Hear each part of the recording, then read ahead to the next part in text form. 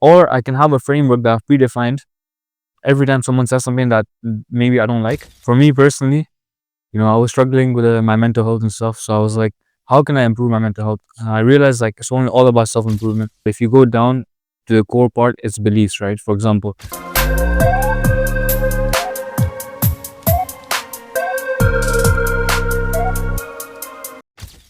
Hello, guys. Welcome to a brand new episode of AIO podcast. And with me, we have an amazing guest. Recently got internship as well, well, Mansoor. Dude, how are you, man? I'm good, man. First of all, thank you for coming to the. So first, yeah, it's a great one. We met on the hackathon, right? Dude, these guys code good. Like, how? Explain to me, like, first of all, how is your degree, bachelor's going on, and what is it all? So I do mechatronics and robotic systems, bachelor's engineering, and yeah, it's good to be honest. So first year we're basically doing electrical engineering. Second year we're gonna do more robotics. Third year as well. Oh, So yeah. yeah. I think it's a very emerging field. I have a couple of friends who were doing electrical and electronics at Triple E. Yeah. And one of my good friend whose name is like Vishnu Vijayan, he was like a classic geek guy who like he used to not go to sports and stuff like that. He was just study, have friends and fun, but not like a very active person. Very wrong way to introduce a person, but he was like really fascinated about robotics and electronics and robotics, right? So back in the day when I was doing my bachelor's, he was in this robotics club in my university. Used to back in the day, I was like, it's kind of weird because that is like probably 7 years ago, right? And when robotics was not like the main, like not in the spotlight, where basic robotics is probably picking up an engine and putting there. Yeah. Because you manually you can't do it, right? So then after a whole lot of years, he did a couple of work in electronics and stuff like that. Then he came to UK to do a master's. Now he's actually placed in a really good robotics firm. What form is it? Yeah. I can. Let me see. No, you bring up a good point. So back in the day, for example, robotics was used for manufacturing. So it's just like pre-recorded paths for the robot to move in, right? Right. But sorry. Yeah, no. Okay. So just so you know, in terms of AI, for example, is blown up. LLMs, large language models, are blown up recently. The issue is now they want to do that for robotics, so they want to introduce humanoid robots. The rule of thumb is everything that humans find more creatively difficult, it's easier for AIs to do. Right. Whereas something that a human would find easy, like for example, depth perception, you know what I mean?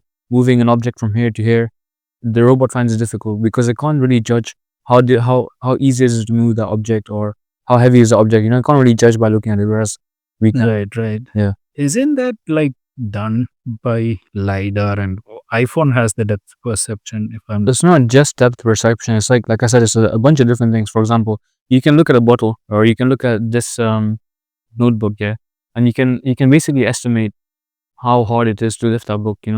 If you look at a baby, for example, right?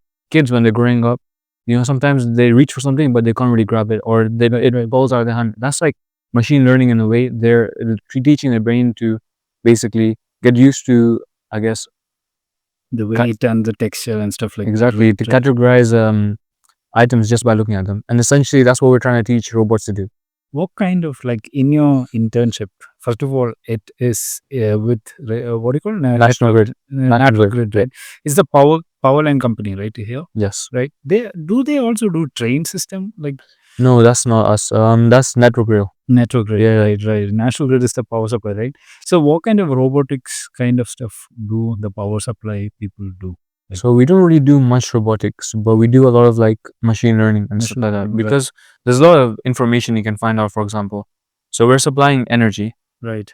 and 60% of the UK's energy comes from renewables, so solar and wind. Oh yeah. But they're very I would say very undependable. So you can't really predict when you're gonna have a high supply. You know what I mean? It's dependent on the weather and a bunch of different factors, cloudiness, etc., wind speed. At the same time, there's demand as well. So let's say there's a football game, people are watching the TVs, electricity demand increases. Right. And it's about balancing them too, right? So it's about collecting loads of information about our supply and demand, processing this information to give us like results, basically. Yeah. That is a really good use case of AI, right? I recently got like into one of the books, right? It's called AI 2041, I guess. It's a very interesting book because it's like predicting future of AI, but in a more of a storytelling way, rather than saying, my prediction is so and so. It kind of says stories. Like one of the stories was like some girl in India was like celebrating Ganesh Chaturthi, right? He's not an Indian author. He's like I think he's Asian, but not Indian, right? So he was like saying there is some her parents and grandparents were doing some app registration for insurance, and there is an AI app known as Ganesh Insurance, GI Insurance, and how it works is like it kind of tracks your data through phone, right? And whenever you are like smoking or driving rashly or spending too much on any like drinking or something like that, right? Leisure activities, the insurance premium bumps up because you're paying through the phone and you have like access, like you let the access to the insurance app over your phone. So it kind of tracks your movement and kind of, pushes your insurance level, right? Much like your AI prediction on consumption of electricity, right? So m- before this AI revolution comes, a person has to actually go behind a person and, a long Excel sheet, and you want to analyze it and you want to predict, okay, this guy is going to KFC too much. Okay, maybe diabetics might come in or something like that, right? But now AI can do it in real time, right? What do you think, like in 5 years or maybe like 3 years, how will the workforce be trained to? So you bring up a good point. For example, this GI insurance thing that you mentioned is sort of already coming into effect. So Right. if you look at a far example, maybe China, for example, they have the social credit system, which is basically collects information about you, gives them outputs about what you're doing essentially. Right. But it's not just restricted to China. Have you heard of a company called Palantir? No, no. So Palantir used to be a weapons company, and what they used to do is, so in the war in Iraq, for example, Right. they would analyze information and tell them what the targets were. Right? For example, we have a lot of like suspicious shipments coming from this area, so go and investigate this area for the American troops. Yeah. But Palantir has evolved as a company. They're not just a weapons company anymore. They're selling software to. Have you heard of Wendy's, the fast food chain? So the good. They collect information about their customers, give them insights on how they can increase revenue. The U.S. government, for example. So the creator of Palantir, he donated a lot to Trump's campaign, Right. Right. and they want to, the IRS, for example, Right. they want to collect information so they can find out if someone's committing fraud. Tax evasion. Yeah, Like that. they were trying to sell a package to the NHS, for example, as well. So your information is not democratized. Like it's basically democratized. Anyone can use it. But it's not really a bad thing, I would say, because you've heard of Whoop, right? Have you heard of Whoop? Whoop, yeah, the fitness band, right? Right. Exactly. So all it's doing is collecting information, giving you insights. You know what? This thing was like also mentioned in the book. Like in one case was his her father was like driving rashly, and the insurance premium app buzzes out and says, you're driving rashly, so insurance is going to add like 20 cents more to your premium. Mhm. So he's like forced to drive less rashly, right? And there was another thing whereby mom was like shopping like without any restriction. Insurance premium app says you like I will do another percentage on your insurance like premium, so she's not shopping that much in a very controlled manner. But also one thing that was very peculiar about that story was like the girl really had a crush with a boy in her class, right?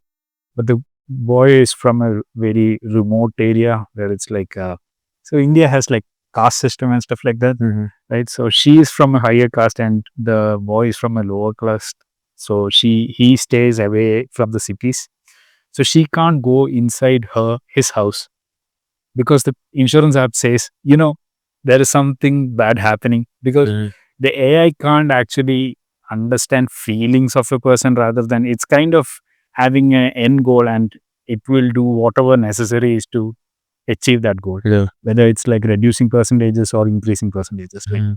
reducing your waste or increasing your productivity, whatever it is, like you have to do it as AI says, right? So I'm sorry, but he's hit the daily limit for advanced voice. You can switch to standard now. in- like, yeah, sorry. It's fine. I was using ChatGPT too much. I was having a API code here. Oh, yeah. So I think that is the scary part of AI, where if Whoop is there, right? What I don't like the electronic watches, because if my heart rate is being monitored by them, and one day they're gonna sell that information to my insurance agency, I'm in a big trouble, right? Yeah. Right. So it's always two sides of coin. One is like, I can track my sleep, I can track my workout, calorie intake, and stuff like that, which is a really good thing for me. But um, how do we make that data very secure is a really big thing. Do you like, amongst your classmates or people who you met inside the Liverpool, right? Are there any people who are like doing cybersecurity, or like, did they somebody say, oh, you know what, I'm doing some good project in making this data, It's a good thing that you asked, because the team I'm in the National Grid, we're in a cybersecurity team. right? That's essentially what I'm in. So yeah, as far as I know, there's more like these companies will always have like crazy safeguards. At least with the National Grid, right? Right. We have so many safeguards, like layers upon layers of cybersecurity. But what you say is a proper issue. For example, how do you know someone's not going to sell you information? So essentially, every time you buy a product that does monitor you, you have to be careful, right? You have to make sure that this company is acting on your best interests. And it's not just, people always say collecting information is a bad thing. But if you get insights out of that information that you collect, that's definitely not a bad thing. You know what I mean? Whoop, for example, it can tell you how well you're sleeping and stuff, and that can have a really good impact on your general lifestyle, essentially. Sure. Yeah. I think that's one thing. But in terms of what you were saying, the interesting projects that people I know have been taking part in, I have a friend in Imperial. He just recently started. Imperial College. Mhm. It's in London, right? Yep. Yeah. So essentially, his startup is based on Google Maps, right? Right. Right. It's difficult to create like a complex trip on Google Maps. Yeah. Oh yeah. A B C D. You can do it Exactly. unless you're walking, I guess. Exactly. Right. And let's say for someone who doesn't maybe understand English too much, or an older person who doesn't really use their phone as well as they can, Yeah. it's difficult for them. So he's been using basically an LLM, so you can speak naturally to the LLM, NLP, natural language processing. Right. It's put into the LLM API, and then it tells the Google API where it has to go. So it helps the Google AI understand your instructions rather than you toggling it manually. Oh, And I think, really yeah, good way. Yeah. for sure. And I think genuinely that's what I'm very interested in, as in using AI to make something that was like, for example, have you heard of Kali AI? Really, I heard of it. I don't remember what is it exactly. So there's my fitness tracker. You have to put your own, like you have to select your meals. I had like Yeah. this meal at this time. Kali AI, you just take a picture and it calculates it for you. Right. Right. So essentially, it's taking away some of the more manual labor. You know what I mean? Right. You don't have to weigh your food. Exactly. Yeah. Right. Exactly. Um, I'm a person who is like really not an advocate of weighing my food intake. Yeah. It's like a personal thing, right? But more on like how, like, you are doing first year here in Liverpool, right? You just graduated. Congratulations for that, right? And then you're doing your internship. How did you get internship, and how does a person who is doing um, first year in bachelor's or in masters, like, how do you set yourself to get into a job or internship? Like, before, what do you do? So I mean, I can answer this practically, and I can answer this more as like a mindset thing. Right. I guess I'll say both. Okay. So I'll tell you how I got my internship. For me personally, I was looking at internships like all the time because obviously I have some friends who are a bit older than me, and they've got internships. Right. But generally, people only get internships in the second year Right. because they realize, oh wait, I need some experience. I've already been studying. I have no experience. What do I do? And as you know, engineering firms value experience more than anything. Essentially, you know, a candidate who has experience maybe from a worse university will be way better than a candidate who has no experience. That makes total sense. Exactly. So for me personally, it's always about like, what can I do that's going to give me the next step up, right? So getting an internship in my first year, whereas most people get in a second year, it gives me a competitive advantage. So next year I can continue with this internship, or I can choose another one. You know what I mean? Yeah. Something better. You have a better, more leverage on it, right? Exactly. Yeah, you have experience, and it helps you grow as a person, I think, as well. There's a lot of benefits. Honestly, I would recommend to anyone the first year, because generally, what are you going to do in your first year? Summer holidays. You know? What? Do bats See, even you, for example, you're doing this podcast, and Right. you're still obviously in uni, but I guess I'm gonna count this as your summer holiday. Right. Yeah. It's my summer holiday / dissertation work, but it's not like very active. People kind of chill out during this phase. Because I think there is 3 months for me to do the dissertation, and there's nothing else on my plate technically apart from part time or like like applying to internships and stuff. Yeah. Yeah, but it's always good to move rather than stay stationary. It kind For of sure. fucks up my mindset or something like that. Talking about mindset, right? Previous time, like we were doing hackathon, you guys were like really, really, influenced by people who are like um, putting more effort in improving mindset and improving lifestyle at a very young age of bachelor's, right? In my bachelor's age, we have zero clue about mindset or anything like workout, gym. Like there was nothing there. Like either we can go for a football match, that might be the mindset, this mindset, or just pass the examinations and stuff like that. Like for your generation, like how is this more influenced and how did you get into this? It's a good question, to be honest. I feel like for me personally, I was struggling with my mental health and stuff. So I was like, how can I improve my mental health? And I realized like it's only all about self improvement. I think it's a more recent thing, people focusing on self improvement. Right. But at the same time, you have to be careful. A lot of people, they call it self improvement, but they push you towards the wrong things. You know what I mean? Like, for example, going to a gym is positive. Taking steroids is not positive. Does that make sense? Yeah.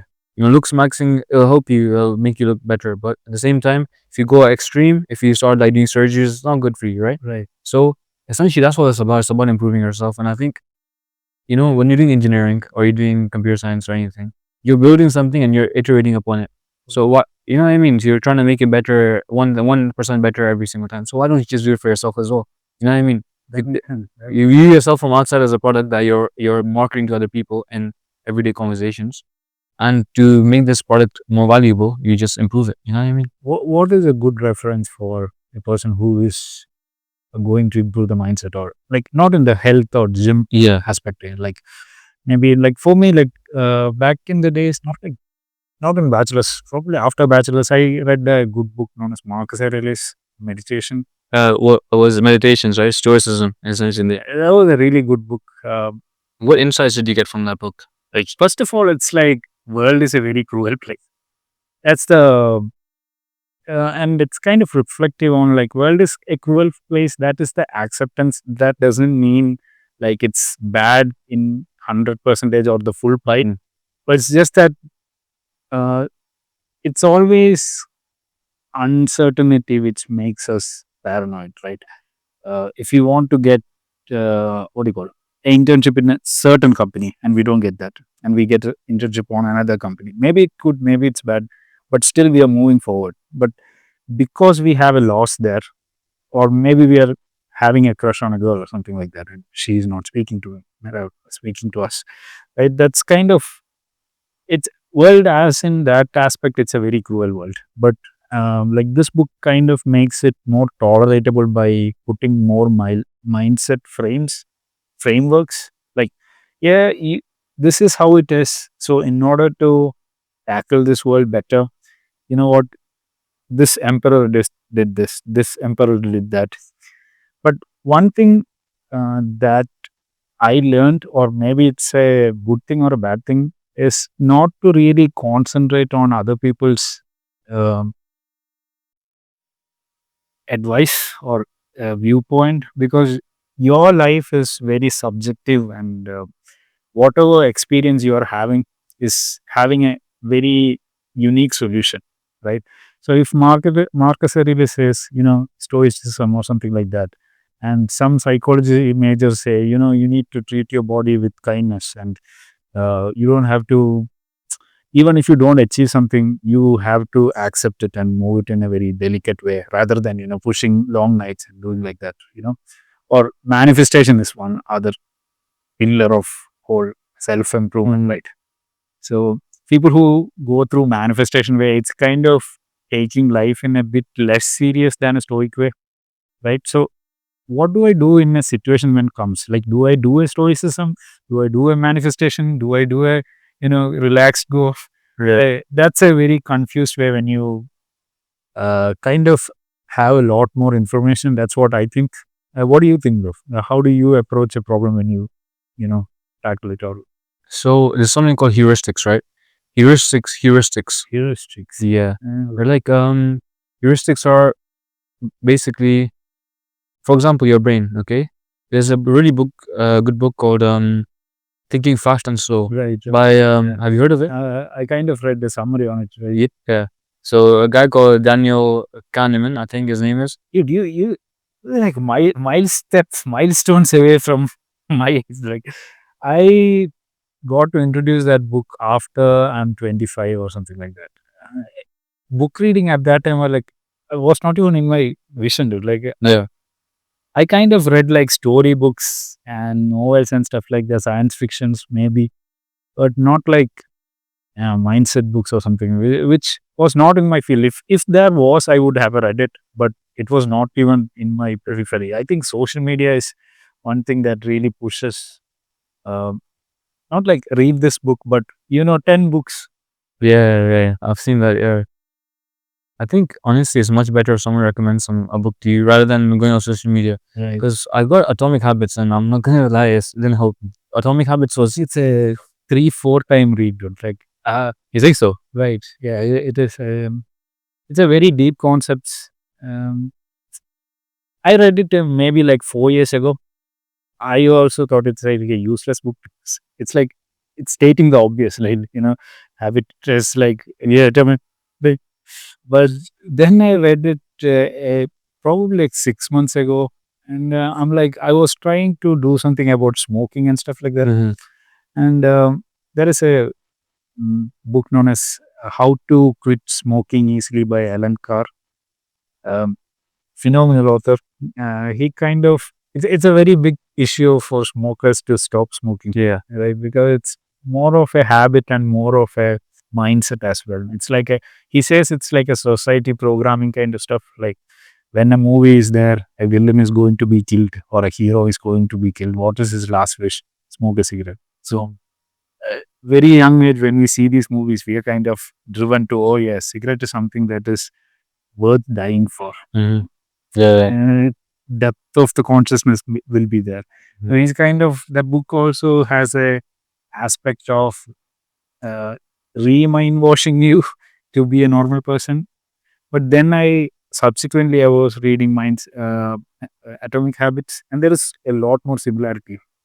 So one thing to mention in Atomic Habits is your habits are very surface level, but if you go down to the core part, it's beliefs, right? For example, you tell yourself, "I'm trying to quit smoking," versus "I have quit smoking." Right, and Yeah. looping back.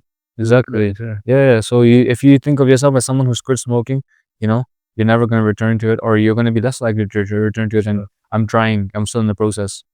That's like I wouldn't say that's manifestation. I think manifestation is very first like surface level as well. Is something manifestation is very legitimate, or is it just hard work and power? Like Jeremy Clarkson, Jeremy Clarkson. Oh, the Top Gear guy. Yeah. Dude, he has a phenomenal saying. However, you have a problem, there are two things that you have to do: power and speed. It's like a fun thing because of cars and stuff like that.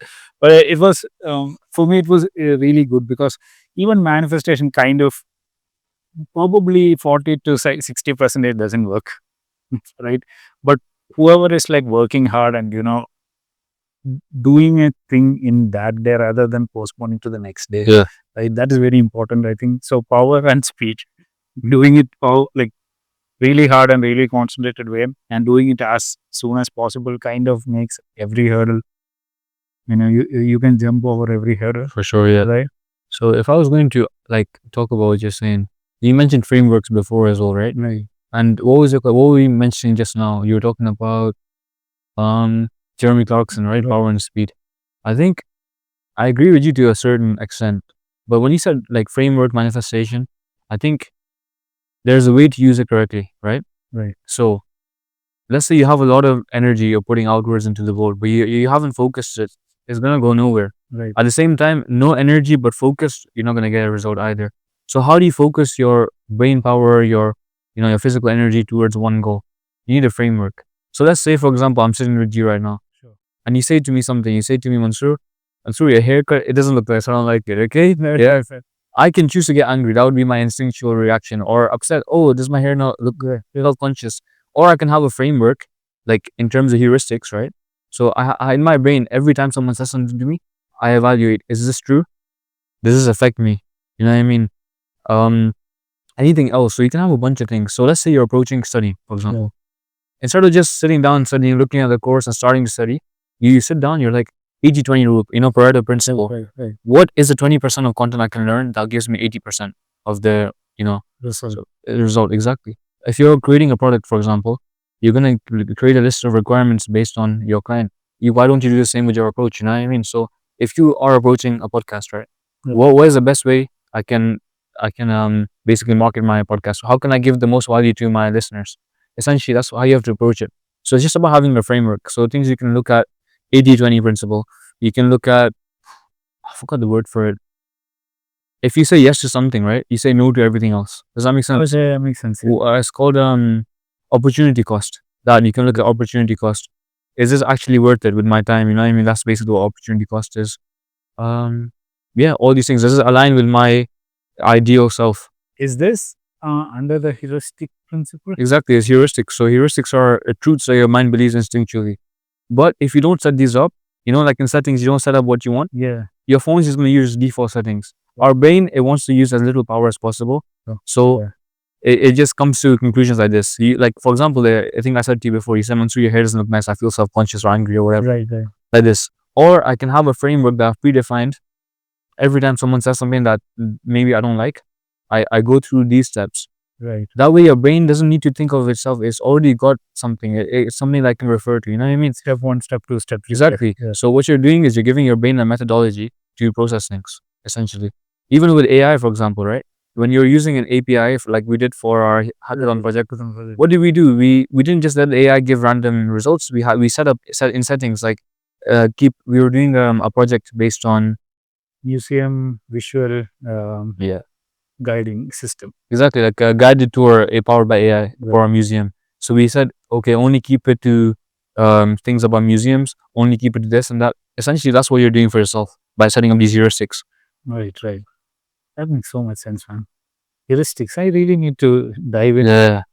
It's a really interesting topic. So apart from university, internship and study, do you do anything else to, for entertainment or chilling out? Like, how do you recoup your energy after concentration and stuff like that? I'd say like honestly, it's gonna sound like I'm a nerd, but these kind of things, like coming to this podcast, doing the internship, they do really help me, I guess, chill out in a way. Yeah. Because you get so many new experiences. Like with my internship, so amazing, bro. They flew us out to Glasgow for a conference. We were in like a palace. We're having like a fine dinner. Oh yeah. It's a new experience that was so much fun, you know what I mean? And like these things, they give me more energy than staying at home and like doing nothing. Oh yeah. This is a very interesting thing, right? A couple of podcasts ago, there was a mother coming into a podcast. Her name was Hannah, and she was like saying, we were like discussing whether like how much difference is like youth going to other people's place and playing around. Like at my age, like when I was young, I would not stay at my home. I would go to my friend's home and spend the whole day there, then come back late, right? And my mom would be like, "Where the fuck are you been? Like the whole day, like there is no food. Like I made food for you. You don't eat food. You go out. You come back at the late night, right?" So that process or that what do you call it? That kind of lifestyle is kind of diminishing because of like computer games, phones, social media, and stuff like that, right?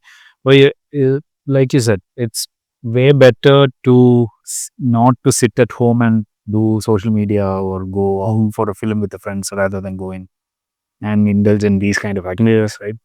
So apart from that, like you said that previously you were like developing some kind of Notion alterate like productivity tool. I can't speak too much about it because it's still in the works, but what I can tell you is, in terms, essentially, this is the idea, right? So why did you choose that productivity industry? Yeah, it's because like have you heard of YC, Y Combinator? Right, yeah. The startup accelerator. Right. Yeah, so I've been like consuming the content for months. Like I just every single day I'm watching a video, but Oh yeah. I've learned a lot from them. Oh, it's a really interesting. Like a YouTube Honestly. channel is really Yeah, it's amazing. So one of the things I said, for example, was there's a lot of problems you can fix in the world.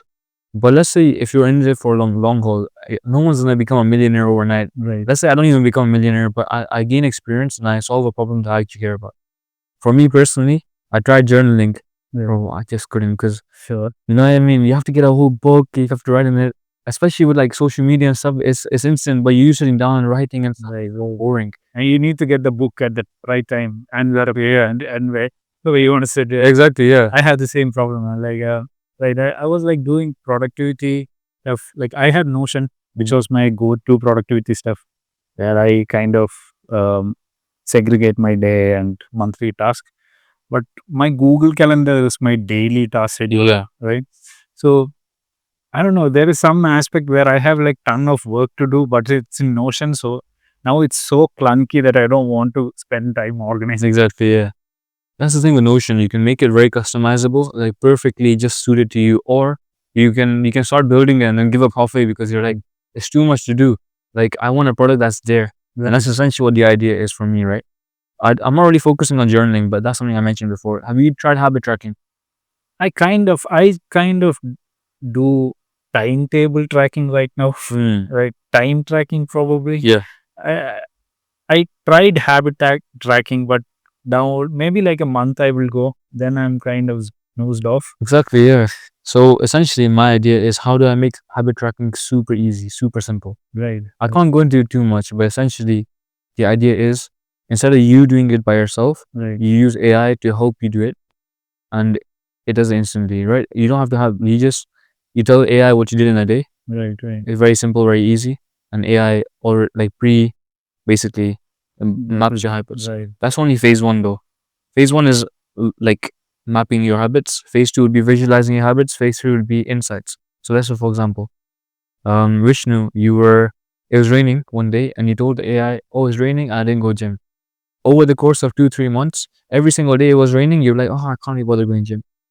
Vishnu is less likely to go to the gym when it's raining. Yeah, that's an insight that you can get. Oh yeah. You know what I mean? Or this day I ate loads of I guess bread or carbs and I don't feel like concentrating. Obviously you're gonna mention them separately, but this over time with enough information you can start making links. That's so brilliant, dude. You should. I think you should read that AI 2041. Yeah, I'll definitely check it out. Because whatever you're saying, it's kind of rooted there. Like, Yeah. I think there is a solution there. Like, I think the limitation for us is like getting access to the other person's phone, right? Rather than saying, you know what, I went gym at 11 o'clock. Yeah. Me saying that takes up time, right? But if my phone can do my map location, and if gym is a point A and home is a point B, right? If I go there, it's tracked as going to gym. If I didn't go there, it's tracked as not going to gym. Yeah. And if it's like smoking or something like that, if I'm going out of my home for like 5 minutes and coming back, it's considered as smoking because you go down, smoke, and you come back. Is that right? Yeah. So rather than a person saying, "Oh, you know what I did today," track it through the phone. It's a really interesting question. Theory. Well, what else are you? Sorry to cut you off. What else are you more interested, or what else do you think will happen in the next 5 years or something? Like, how will universities be? How will a person who is like again 19 or 20 be looking like, and what would be their lifestyle be? That's a very good question. I've never really considered what, because even with the 19-20-year-old, there's such a variety that I can't really say that it's going to be one specific type of person, Right. you know? But I think more and more young people are realizing that, there's a competition and there's a lot of competition in the world, Sure. And if you live in the West or if you live in a country where you have opportunities, then it's the best thing you can do. Because there's going to be two camps of people, right? Some people like me and you, where we try to take opportunities, we try to go out of our way. Right. There's going to be people who decide, okay, I'll wait a bit later. You know what I mean? And I think a lot of people are going towards a route where they're taking opportunities. And the thing is, there's so many opportunities, man. Like, sometimes if you don't look for them, you're not going to find them. And one thing I think you realize as well is once you take one opportunity, the more opportunities you get, the more magnetic you become, right? Yeah. So to get this internship, I have so much like stuff I've done behind it, right? So for example, one thing I did was, it's pretty interesting. I want to tell you about it. So okay. there's something called an AstroPie competition. I think I mentioned to you. Not really. Maybe I don't remember. AstroPie. What is that? Is it like a hackathon or is it like? It was a group I did in high school. Oh yeah. And essentially, we programmed a Raspberry Pi and sent it on the International Space Station. Oh Yeah. Look, and I mentioned that, and it helped me. You know, even before that, I got something called the Alkite Scholarship when I was in year 11. You know, that was based on a project I did in year 10. Okay, so it's never too late to start, but the later you start, the more difficult it's going to be. So you start right now. You know what they say? right. The best moment would have been 20 years ago. The next best moment is right now. Right now. Essentially. Yeah. So That's a quote or something like that, right? yeah. It's a very famous quote. But yeah, where do you think AI will be in the next 3 to I 5 think years? we are going through a social media revolution right now. Right, everybody is very influenced by social media and whatever, like fancy cars or fancy lifestyle or fancy retirement funds at age 25 or there, right? Next era would be more like we will be more restricted, I guess, in one way or the other. It's But- not like restricted as in you can't go there. Most of your decisions would be calculated by a database rather than yourself. So you going to Liverpool Uni is your decision, backed by trying and trying and failing, For sure, trying yeah. and failing, right?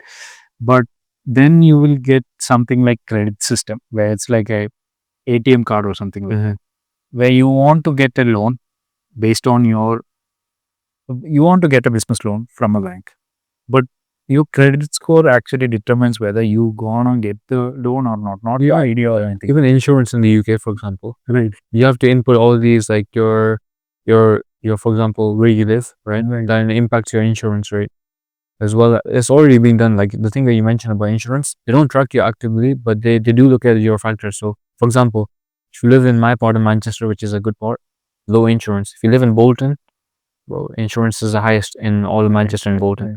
If you like, for example, I don't know if this is exactly true, but they also ask for your sexual preferences, Right. your ethnicity, Right. and they have like this model that's built up that sees, oh, these demographics of people committed these crashes, right? So right. that's how they calculate your interest rates. It's already been done to. I think it's already being done, and Yeah. that's how credit credit companies do it, because there is easy credit or something like that where you on your like phone and you kind of put your NI number. So NI number does have everything under it, like your bank transaction and everything is under your NI number. Whether you're going for a place, your salary is there, your expense is actually tracked with the NI number, but it's not actually given to the public, but government has the, if you want to ask, you can ask and get the number, right? So all of the information is out there itself. So like, where do you think about like the information? This is what really scares me, is like my information is not with my hand now, right? So I think people can be persuaded to take any kind of action. Like social media persuaded you to read one book over the other, or make me go to MSc in data science over any other, right? So this is some sort of persuading me. Right? There is a significant research and things that I do, but right now, because the information is coming to me and I have a choice whether I should take it or not, is still with me. If AI comes in, right from my GCSEs, I will be tracked. My A levels will be tracked.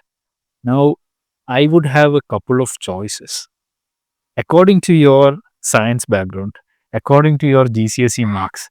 You have to go here, and that's it. I can't go to another place or another university or another academic thing, because the data says you are more susceptible to win in this area. Maybe it's a good thing also, right? Lot of bullshit about planning and everything is gone, but yeah, I think that just scares me a lot for the coming generation. I don't agree. I don't think that's the way it's going to go. I disagree, because I think it's going to be, there's a lot more factors that you have to take into account, right? For example, Like what? for example, if you don't actually enjoy the particular field, even if you're the best at it, let's say you're the best at history, but you don't really want to do it as a career because there's no money in it, let's say. Or let's say, yeah, you do something that's not academic related, but you want to turn into a career. Like playing for someone like a professional basketball player or something like that. So I don't really I think mapping human behavior is a lot more complex. You can predict human behavior to a certain degree when it comes to like what is gonna get the most attention from this guy when he's swiping on his phone. But to actually choose the course of someone's life is a lot more complex. And I think we're not anywhere near that. And yeah, I don't think that's going to happen. Yeah, Yeah. that's good. I hope that won't happen, but I really think that will. This is where we are going towards. My personal, my worldview or something like that, right? In the last topic, like, you are in robotics engineering, right? So, what advice would you give to a person who is interested in science and like, what kind of people should be coming into robotic engineering department, like mechatronics department? What do you think? Like, if I had a chance to go again from GCSE again, right? What kind of subject should I be more concentrating? What kind of interest should I be more having in order to be there? That's a good question. And I think mechatronics, 'cause I would say robotics is a part of my degree, but it's mainly mechatronics, right? It was called mechatronics and robotics. And I think it's more like a degree that empowers you to do basically anything, right? So Is it more of a developer side or is it more of a what do you call robotic side, as in like you said, kind of thing, a Raspberry Pi or a Texas server, Texas Instrument server, or is it more like developing side of Python, Java, or something like that? If leniency should be. I'd say it's mainly electrical engineering. And people hear electrical engineering think it's gonna be boring. Yeah, to a certain degree, first year is a bit boring. Exactly. But second year, third year, you get to actually get your hands on actual robotics systems. And mechatronics is essentially control systems. It's not even the robotics as a name, it's more so control systems, if you know what I mean. But the thing, if you look at the name mechatronics, let's break it down. It's mechanical, electrical, mechatronics, right? Right. And yeah, and the robotics aspect needs computer science. So if you're interested in anything to do with making something new, developing something, the reason I did mechatronics was I did a project in DT where I built my own like Bluetooth speaker, right? Right. Like from the ground up, no standard parts, anything, just like individual components put together. Right. Oh, that's interesting. Yeah, and like I had a client, I had to do like requirements and stuff like that, and I had to have client interviews. It was really like a proper like project, right? Essentially, Right.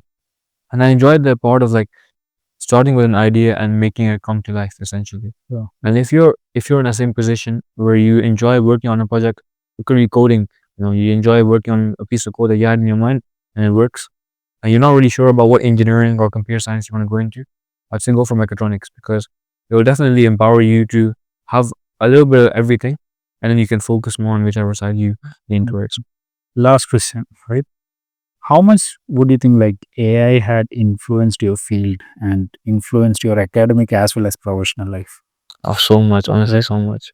Like when I was The reason why I ask is like there is a common myth saying like cur- agents like Cursor, Streamlit, or something like that would actually Windsurf and stuff like that would actually replace developers and stuff, right? Which I don't really agree to, because I think there you should really need a developer who understands the system more, because as you said, creativity is not a good stand for an AI. Creativity is more for a human. So in order for me to put, whether it's a decision tree or a what do you call RNN or SNN, like what kind of algorithm should I be choosing?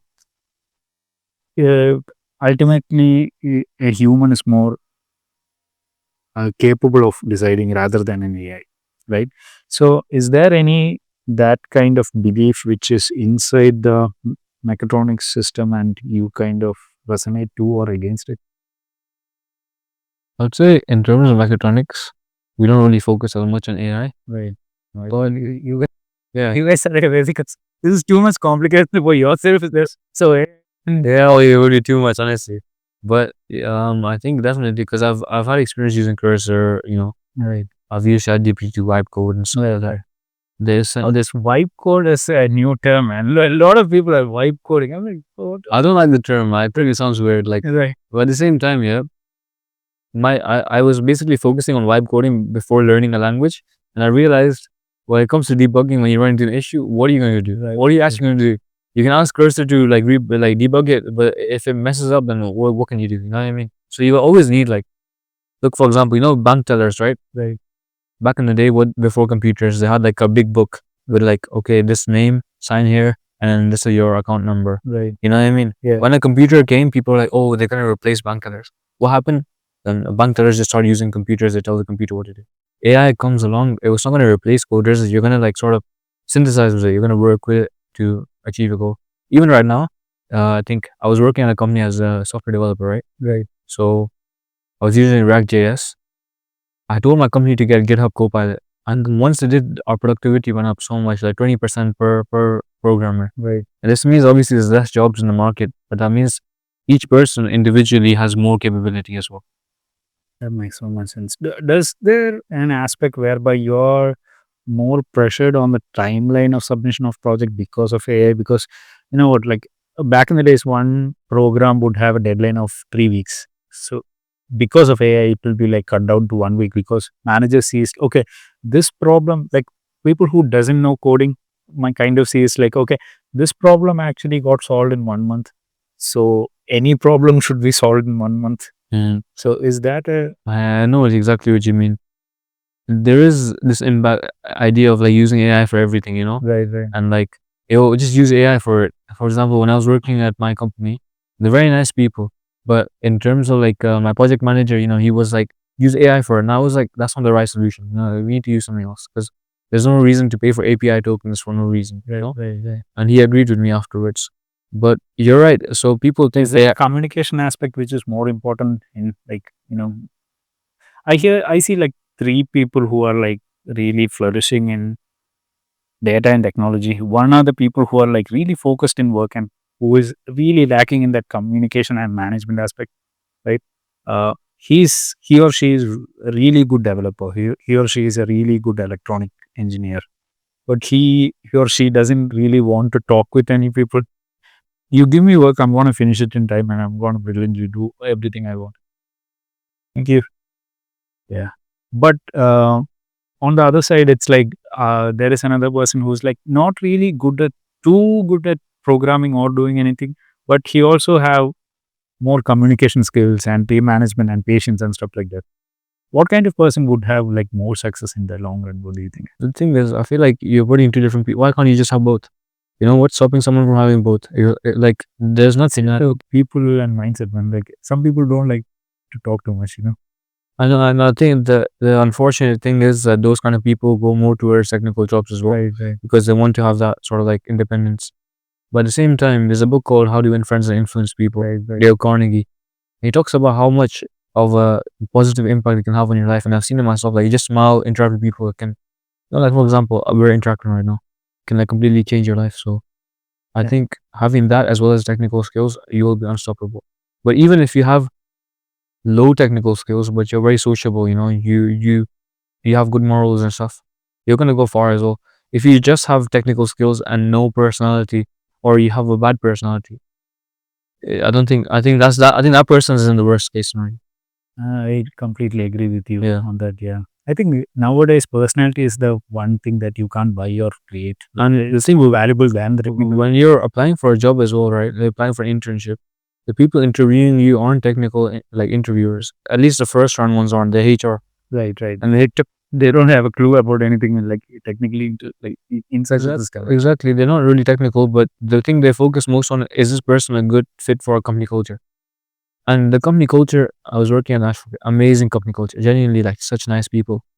But you could have people who are maybe like 10 times better than each person. They have bad culture, there's no communication, the company goes on. You know what I mean? Makes sense. That makes sense. For any nation, even if you look at it, the more cohesion there is in a nation, the better a nation is going to do. You know, it could be a small nation, a big nation with better people, Right, you know, but like less cohesion, they're not going to go anywhere. That makes so much sense, man. So we're gonna wind up the podcast. Perfect. Yeah. Right. Thank you so much for Kareem answer.